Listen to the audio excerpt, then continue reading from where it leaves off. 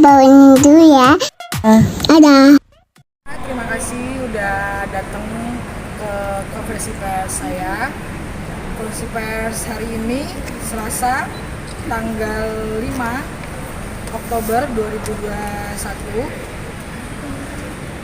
untuk menjawab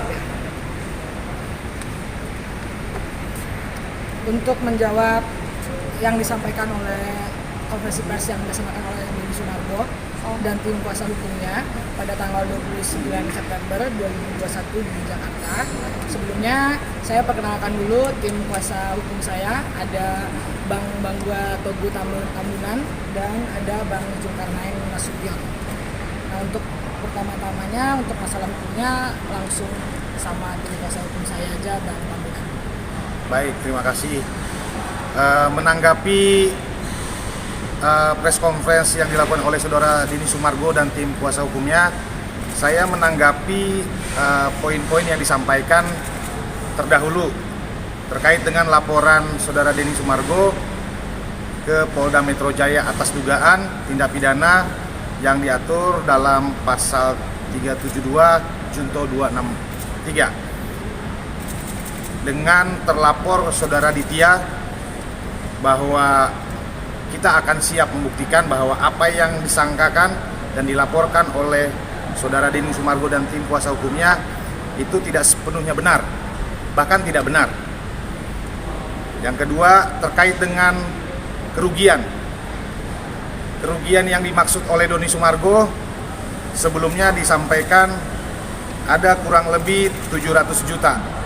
Padahal fakta seaslinya bahwa klien kami atas nama Ditya Andrista adalah manajer yang sudah diakui juga oleh Denny Sumargo, sudah 10 tahun berkenalan. Mungkin disampaikan 4 tahun atau 5 tahun sudah menjadi manajer Denny Sumargo. Dan kami mencatat sejak tahun 2018 hingga tahun 2021, Agustus 2021, ada banyak kewajiban Denny Sumargo yang belum diselesaikan kepada klien kami. Kalau kita total kemarin itu besarannya 1,7 miliar, 1 miliar 746 juta 425 rupiah.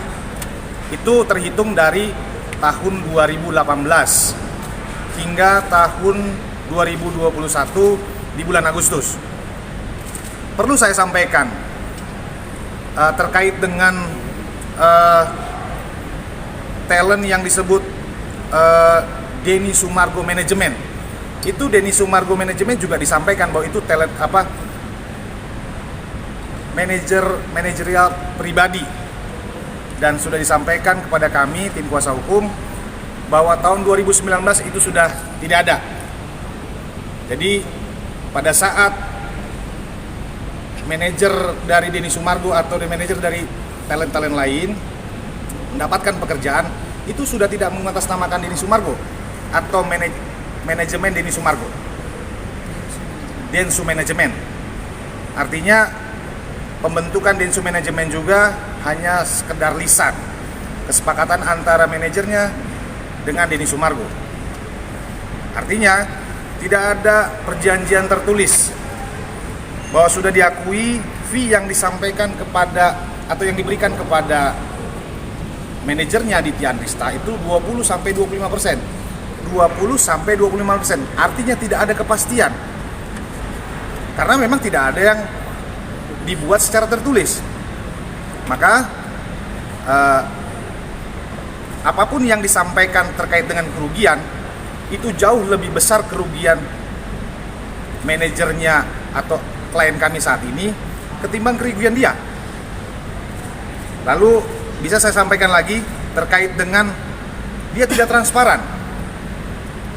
Bahwa faktanya artis itu mintanya beres. Lu sebagai manajer cariin gua kerjaan.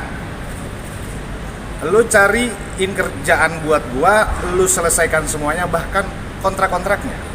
Dan itu bukan hal yang baru. Dan setiap pekerjaan yang ditawarkan oleh klien itu pasti disampaikan secara lisan dulu kepada talentnya, termasuk kepada Denny Sumargo. Boleh kami catat bahwa di tahun 2018 penghasilan Denny Sumargo yang di-create oleh saudara Ditya atau klien kami 721. Tahun 2019 1,785 juta, naiknya 100%. Di tahun 2020 itu 2,600 naik lagi. Di tahun 2021 sampai Agustus 2,9, hampir mencapai 3 miliar. Artinya ada progres. Keberuntungan seorang Denny Sumargo merekrut atau menunjuk saudara Ditya menjadi seorang manajer.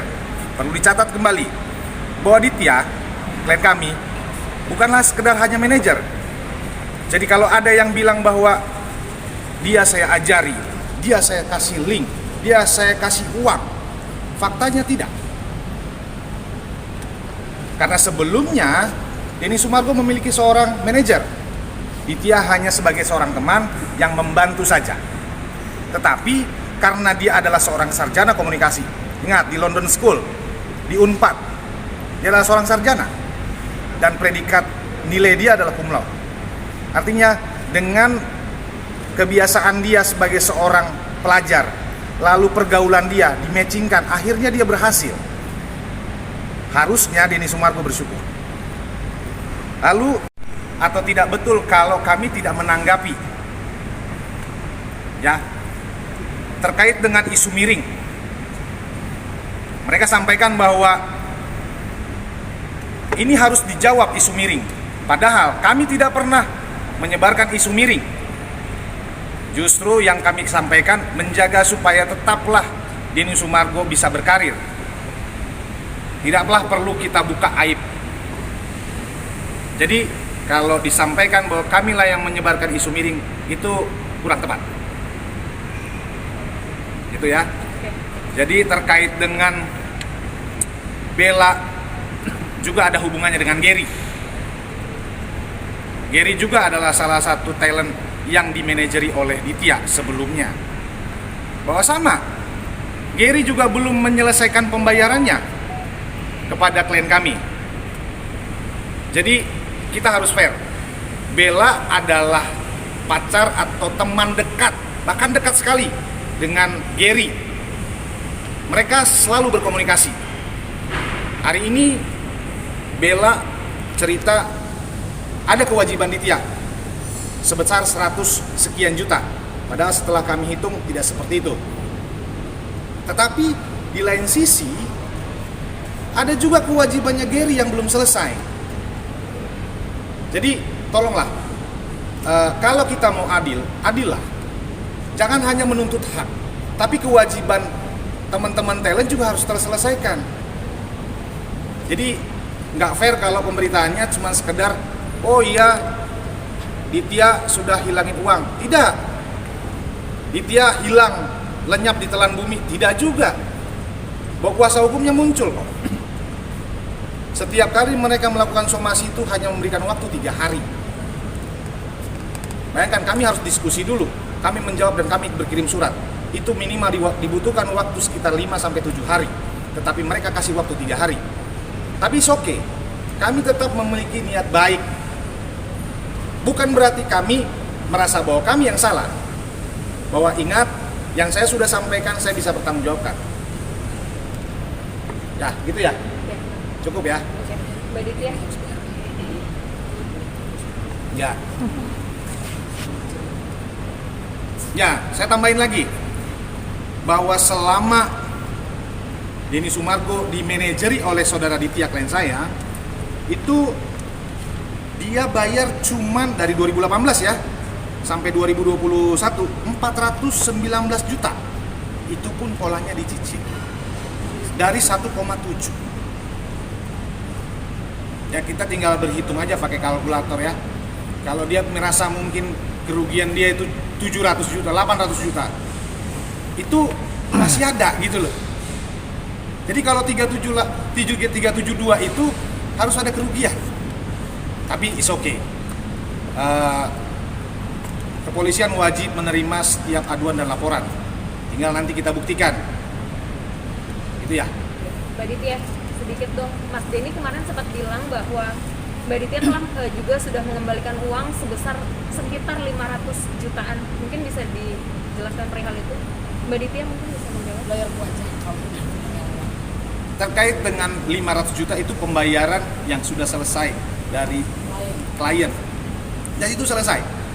Perkara itu dibayar di Bandung, di Amerika Serikat bila perlu. Toh itu kewajiban yang harus diselesaikan dan sudah diselesaikan. Jadi tidak mesti harus kita tanya, memang Bandung itu kenapa memang? Ada apa dengan Bandung? Walaupun misalnya pekerjaannya ada di Jakarta. Jadi dia sudah mengenal Ditya selama 10 tahun. Menurut penuturannya bahwa perjanjiannya adalah dari sang perusahaan yang harus mentransfer langsung ke Mas Denny, bukan dari Mbak Ditya ke Mas Denny, dari perusahaan itu. Ya, transfer ke manajer. Oh, di dalam, boleh saya jawab? Ya. Di dalam perjanjian masih sampaikan bahwa apapun yang sudah disepakati dengan Denny semuanya lisan. Ya, jadi bukan hal yang baru. Kalau misalnya dia disebutkan angka, kalau dia tidak puas dia boleh menolak. Misalnya saya adalah seorang artis, diberikan pekerjaan 500 juta, tapi ditawari ke saya misalnya 450 juta. Kalau saya tidak terima, saya boleh nolak.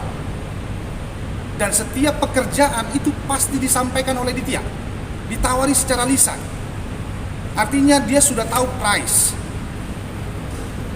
Ya, jadi kalau dibilang terkait dengan mengapa ditandatangan, dan itu hal yang bukan saya sampaikan bahwa itu hal yang baku, tetapi itu bukan hal yang menjadi hambatan dalam bisnis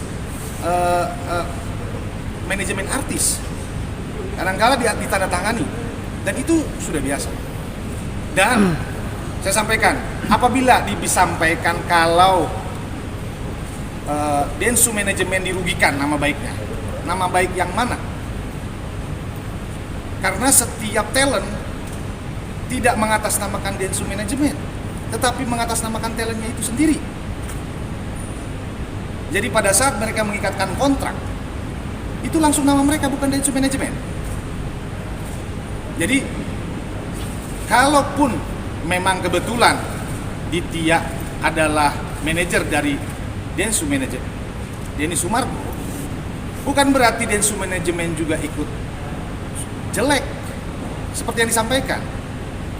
Bahwa faktanya Bella menuntut kami, bukan menuntut Denny. Jadi yang mana yang dianggap jelek atau merusak nama baik? Jadi come on lah, kita harus fair, harus adil. Bahwa ada hal-hal yang memang mereka belum selesaikan, jangan membuat hal seperti ini supaya menghilangkan kewajibannya. Ingat ya, bahwa ada kewajiban Densu kepada Ditya. Jangan bikin seperti ini supaya seolah-olah dia tidak punya kewajiban lagi. Kami akan tagih itu. Berapa banyak sih, Mbak? Ya kalau dihitung, tadi disampaikan ya 1,7. Sudah, lalu dibayar 419 juta. Sudah, dia bilang dia rugi berapa? 800 juta.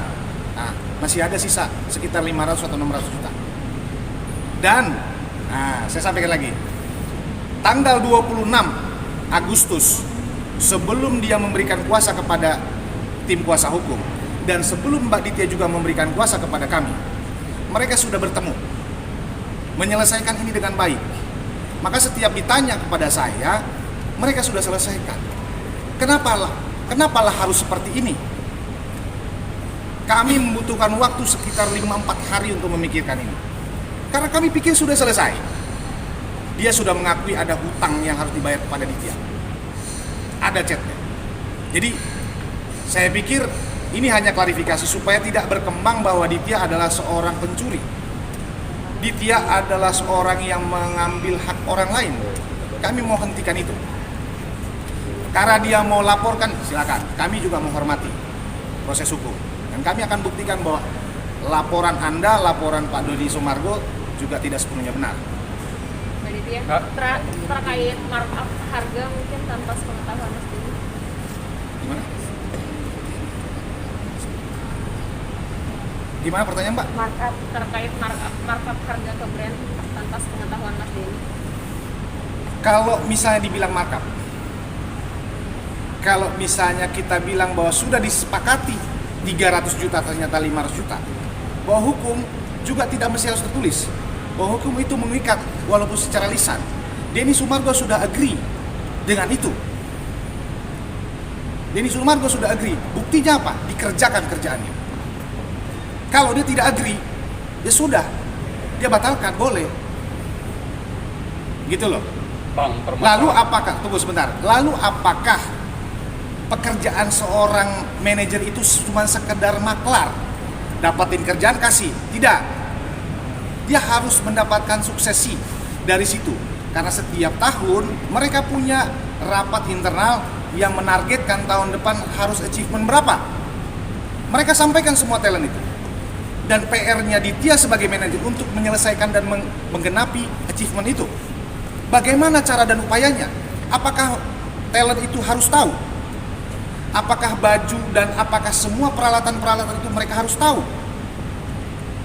Jadi jangan dianggap gampang bahwa seorang manajer itu untuk mendapatkan sebuah pekerjaan untuk talentnya. Jadi kalau terlalu pici kita kalau selalu bilang dia markup, loh, nggak usahlah kita ngomongin markup itu. Kamu sudah bayar belum? Kan itu